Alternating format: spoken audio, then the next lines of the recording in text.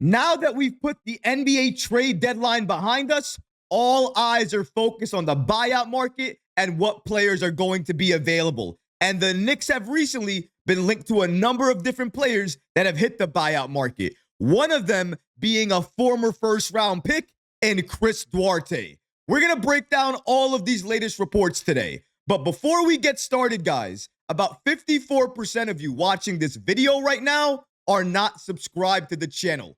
We are still on that mission to reach 25,000 subscribers, and we are so close to the goal. If you enjoy daily Knicks content like this, please go ahead and hit that subscribe button because it could really support all the great things that we're creating for you. And now, let's get started. Chris Duarte is linked to the Knicks via the buyout market. The Knicks are actively monitoring the buyout market, looking for more talent to add to this team.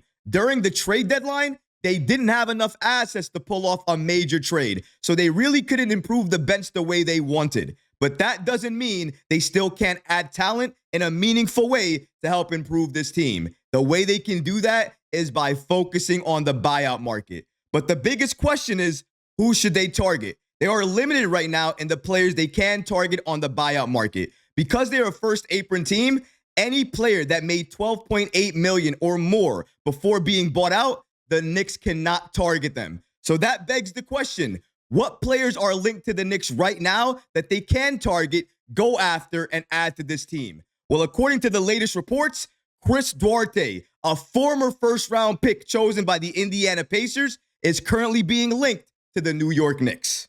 Shout out to Ian Bagley of SNY for giving us the following information.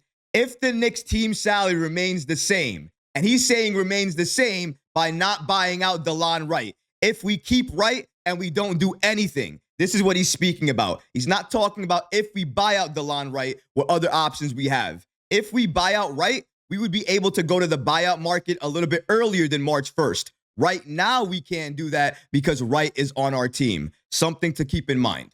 Once again, if the Knicks team salary remains the same, they can sign a veteran like TJ Warren of the Westchester Knicks or a free agent like Chris Duarte as early as March 1st.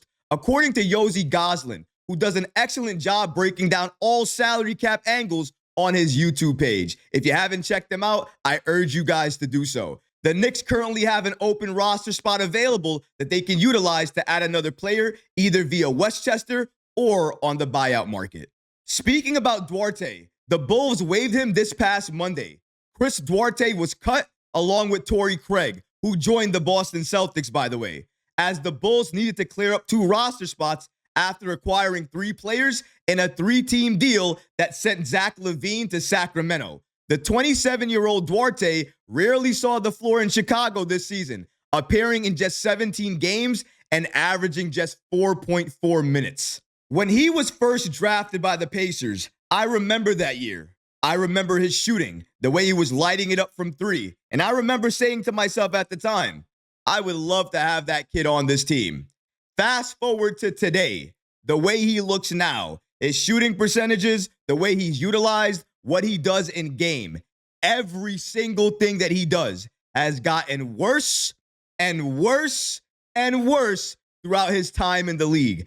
That is not a great direction to find yourself in when you started off so positive and now you really don't have that same skill set that you had when you first started out, because his three-point shooting used to be very, very good, at least within 36 to 38%. Now, I believe it's around 33 to 34%.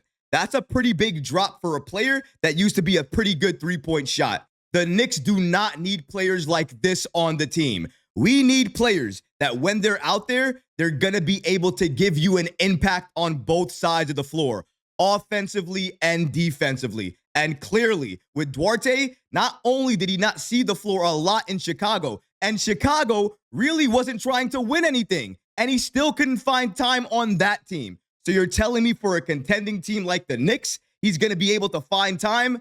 There is no way that's going to happen. I'm glad he's being linked to the Knicks, but I'm also glad that the Knicks are likely not going to add him to this team. We need more size, we need more shooting, and we need better defense off the bench. He is not going to provide any of that if we add him to this team. He doesn't even really give you the size. He's only 6'5". Even though Duarte is available, he is not the player to add to this team. So your next question is, who else is available on the buyout market that has chemistry with this team or could gain chemistry with this team very quickly, understands Tom Thibodeau, and potentially we can add to this roster? There's a name, and it's a name everybody knows, but I guarantee it's a name that a lot of people do not want to see back on this team. Shout out to New York Basketball and Steph Bondy with the New York Post for giving us the following information. According to them, the so-called buyout deadline is March 1st. Knicks can look at players who make under $12.8 million and get bought out by their current teams. There are a few articles out there with speculative lists of names that the Knicks could go after. And one of those names is, of course, Taj Gibson. Gibson could be bought out by the Hornets and become a free agent, paving the way for him to reunite with the Knicks and Tom Thibodeau. However, New York is in a tricky situation as it can't sign a buyout player until March 1st, or they'll go into the dreaded second tax apron. The player also can't have made more than $12.8 million before being bought out. Top players on the buyout market will be off the table in the next couple of weeks, and that's the main issue. The Knicks have to wait in order to sign any of these players, and because they have to wait by March 1st, who really is going to be available? We don't know, but some of the main players that they want likely won't be there anymore. I've been a Knicks fan for so many years. Love Taj Gibson. Respect him. Love what he did for this team. The number of times he's been with this club. Absolute respect for him. I do not want to see Taj Gibson part of this team again anymore. No, thank you. You can scream in my face as loud as you want, veteran presence, veteran presence, veteran presence. I don't care. I don't want a roster spot being taken up by a veteran presence that may never see the floor. And even if he does, you want to see Taj Gibson in the game before some of these other players we have on the team? Because I know I don't. Chris Duarte, don't want to see him part of the Knicks. Taj Gibson, love and respect you. Still don't want to see you as part of the Knicks. So are there any other players available right now that the Knicks potentially could go after in the buyout market that make more sense? Honestly speaking, no, there isn't.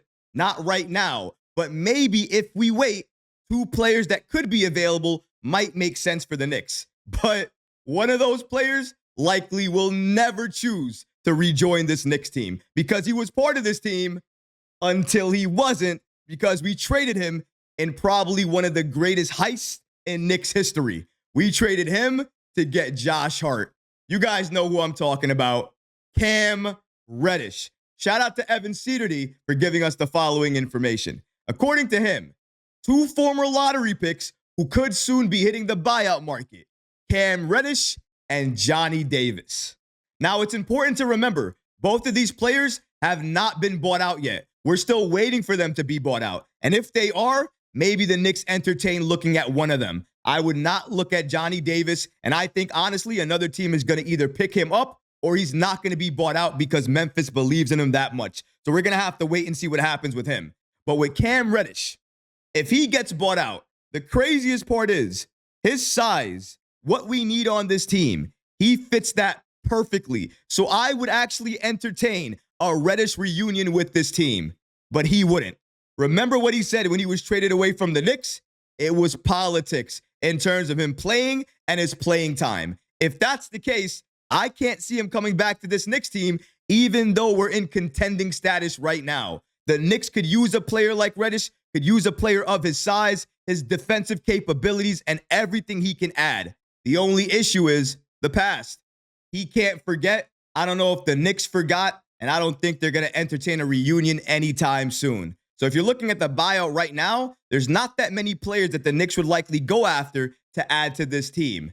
That means they would look at Westchester, and one of the only names in Westchester to add at this point is TJ Warren. And right there, that's the player that they're adding. Unless a player becomes available on the buyout market that they were not expecting, I don't think they're going to buy out DeLon Wright unless that happens. They're going to need a reason to push them to buy out DeLon Wright. And if that reason is a player they really covet hitting the buyout market, they're going to do that. But if that doesn't happen, I believe they're going to keep Delon Wright. They're going to wait till March 1st. If TJ is still available, they're going to sign him and bring him to this team, and that's going to be your 15-man roster for this season. Now, it may not be perfect. We still have holes and gaps to fill, but that's what we're going to be working with. And we have to understand to develop chemistry with every single player within this team, on this roster, who's ever going to be playing together, because that's going to matter and be important once we get to the postseason. And I know Leon Rose is currently monitoring that buyout market,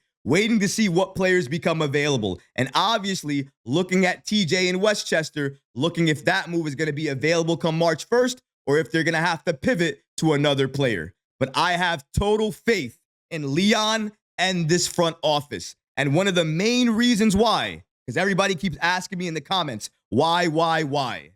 A few years ago, we were a laughingstock. They used to make fun of the Knicks at each and every turn that they could. Now, we're respected. We're a contender in the NBA. And everybody sees the Knicks, and they don't laugh anymore. They have respect and expectations.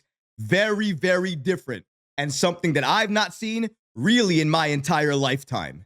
That's why he gets my respect. And the only way he loses it is if he makes a lot of decisions that really don't help this team, but hurt us. And as of right now, his record in terms of helping this team and making us better each and every year is very, very good.